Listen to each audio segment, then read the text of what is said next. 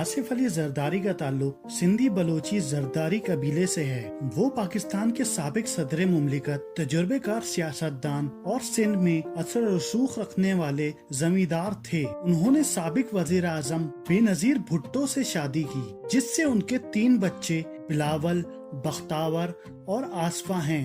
آصف علی زرداری کافی عرصے سے سخت علیل اور بڑھتی عمر میں دل، شوگر، بلڈ پریشر، کمر درد اور ریشے کے امراض میں مبتلا تھے۔ انہیں 7 زبانوں اردو، انگریزی، پنجابی، سندھی کے علاوہ سرائکی، بلوچی اور پشتو پر دسترس حاصل تھی۔ وہ اہل تشیع فرقے سے تعلق رکھتے تھے۔ ان کے مالی اثاثوں اور دولت کا اصل اندازہ لگانا تو بہت مشکل ہے، تاہم ان کے بارے میں کہا جاتا ہے کہ وہ پاکستان کے دوسرے امیر ترین شخص ہیں۔ ان کی دولت $5.4 ملین کے قریب بتائی جاتی ہے۔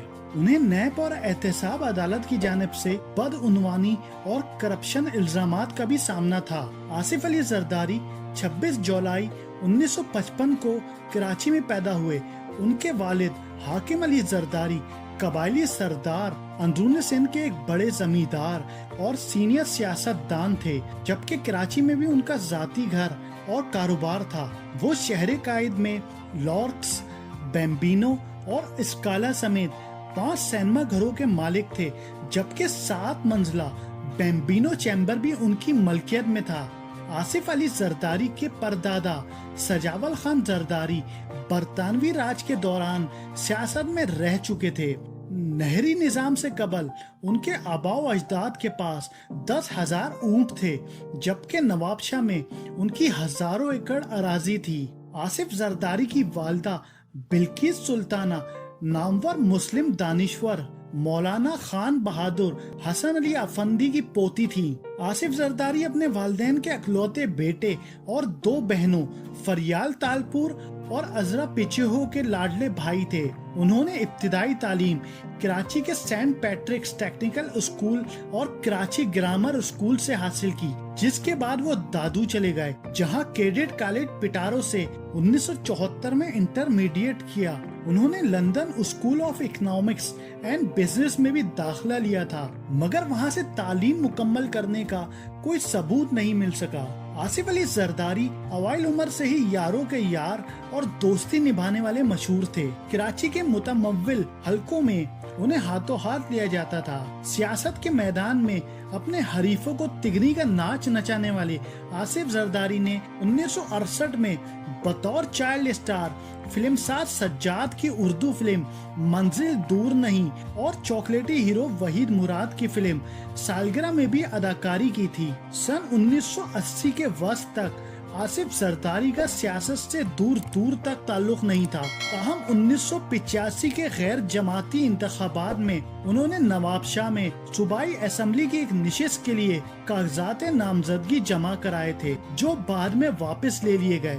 اسی زمانے میں آصف زرداری نے ایک وزیر سید کوڑل شاہ کے مشورے پر کنسٹرکشن کے کاروبار میں بھی ہاتھ ڈالا، لیکن اس شعبے میں آصف زرداری صرف 2-2.5 سال ہی محترک رہ سکے۔ 1987 آصف زرداری کے لیے سب سے فیصلہ کن سال تھا، جب ان کی سوتیلی والدہ ٹمی بخاری اور بیگم نصرت بھٹو نے بے نظیر بھٹو کے ساتھ ان کا رشتہ طے کیا۔ 18 دسمبر 1987 کو ہونے والی یہ شادی کراچی کی یادگار تقاریب میں شمار ہوتی تھی، جس کا استقبالیہ کلفٹن کے علاوہ لیاری کے ککری گراؤنڈ میں بھی ہوا تھا۔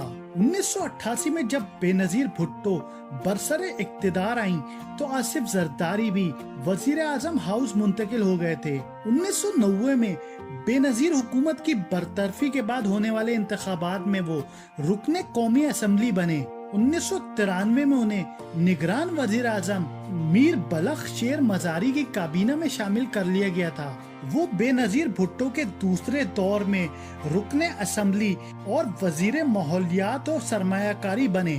1993 سے 1999 تک سینٹ کے رکن رہے۔ 1990 سے 2004 تک یعنی 14 برس آصف زرداری کی زندگی کے لیے سب سے ہنگامہ خیز ثابت ہوئے تھے۔ जेल में भी आसिफ जरदारी तवज्जो का मरकज बने रहे, जहां उन्होंने कैदियों की फलाह बहबूद के लिए कई काम किए, जिनमें खाने और कपड़ों की तकसीम के अलावा नादार कैदियों की जमानत के लिए रकम का बंदोबस्त करना भी शामिल था। दौरान कैद आसिफ जरदारी पर जिस्मानी तशद्दुद भी हुआ। बेनजीर भुट्टो को तलाक देने के अलावा सियासत से अलहदगी और करप्शन इल्जामात को कबूल करने के लिए सख्त दबाव डाला गया, लेकिन उनके मुखालफिन को मुंह की खानी पड़ी। बेनजीर भुट्टो के पहले दौर में करप्शन इल्जामात के बाइस उन पर मिस्टर 10% का लेबल भी लगाया गया। साबिक सदर मुमलिकत गुलाम इसाक खान के दौर में एक बरतानवी ताजिर मुर्तजा बुखारी की टांग पर बम बांधकर $8 लाख ऐंठने की साजिश तैयार करने के इल्जाम में हिरासत में भी लिया गया था, लेकिन गुलाम इसाक खान ने बाद में आसिफ जरदारी को रिहा कर दिया था। गुलाम इसाक खान ने बेनजीर भुट्टो और आसिफ जरदारी पर करप्शन के 19 रेफरेंसेस फाइल किए थे, लेकिन उनमें से कोई भी साबित नहीं हो सका था। 5 नवंबर 1996 को बेनजीर की दूसरी हुकूमत की बरतरफी के बाद आसिफ जरदारी का नाम मुर्तजा भुट्टो कत्ल केस में भी आया। नवाज शरीफ हुकूमत के दूसरे दौर में उन पर स्टील मिल के साबिक चेयरमैन सज्जाद हुसैन और सिंध हाई कोर्ट के एक जज जस्टिस निजाम अहमद के कत्ल और मंशात की स्मगलिंग में मुलव्वस होने, स्विस कंपनी SGS कोटेक्ना दुबई की गोल्ड कंपनी से सोने की दरामद, हेलीकॉप्टर और पॉलिश ट्रैक्टरों की खरीदारी, फ्रांसीसी मिराज तैयारों की डील में कमीशन लेने, बर्तानिया में सिरे महल और रॉकवुड एस्टेट खरीदने, स्विस बैंकों के जरिए मनी लॉन्ड्रिंग और स्पेन में ऑयल फॉर फूड स्कैंडल समेत मुतादिद केसेस बनाए गए।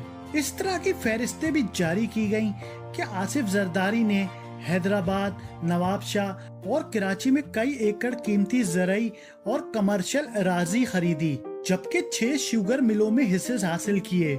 उन पर ये इल्जाम भी लगाया गया कि बरतानिया, अमेरिका, बेल्जियम, फ्रांस और दुबई के कई प्रोजेक्ट्स में मुख्तलिफ नामों से सरमायाकारी की, जबकि अपनी नाजायज दौलत को छुपाने के लिए बैरूने मुमालिक में 24 कंपनियां कायम की।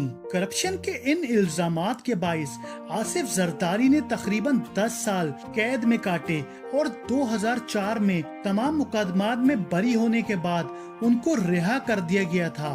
पीपल्स पार्टी और साबिक army chief general Parvez Musharraf के दरमियान मफाहमत के नतीजे में 2007 और 8 में आसिफ जरदारी के खिलाफ बदउनवानी के तमाम मुकदमात भी खत्म कर दिए गए। 27 दिसंबर 2007 को बेनजीर भुट्टो की शहादत के बाद आसिफ अली जरदारी की क़यादत में पीपल्स पार्टी आम इंतखाबात में मुल्क की सबसे बड़ी सियासी जमात बनकर उभरी, जबकि वो तकरीबन 5 साल तक पीपल्स पार्टी के शरीक चेयरमैन भी रहे। अगस्त 2008 में एनकेएम के साबिक सरबराह अल्ताफ हुसैन ने उनका नाम सदर मुमलिकत के लिए तजवीज़ किया, जिसके बाद पीपल्स पार्टी ने बाज़ाब्ता तौर पर उनको 6 सितंबर 2008 के सदारती इंतखाबात के लिए नामजद कर दिया। उन्होंने 2008 से 8 सितंबर 2013 तक पाकिस्तान के 11वें सदर के तौर पर खिदमात अंजाम दी। अगर आपको ये वीडियो पसंद आई है तो इसे लाइक करें और अपने दोस्तों के साथ शेयर करें, और हाँ, कमेंट बॉक्स में अपनी राय का इजहार जरूर कीजिए, और फेसबुक पेज को लाइक करें और यूट्यूब चैनल को सब्सक्राइब करें, और साथ में बेल आइकन को दबाना ना भूलिएगा, ताकि आने वाली हमारी हर नई वीडियो का नोटिफिकेशन आपको बर वक्त मिल सके।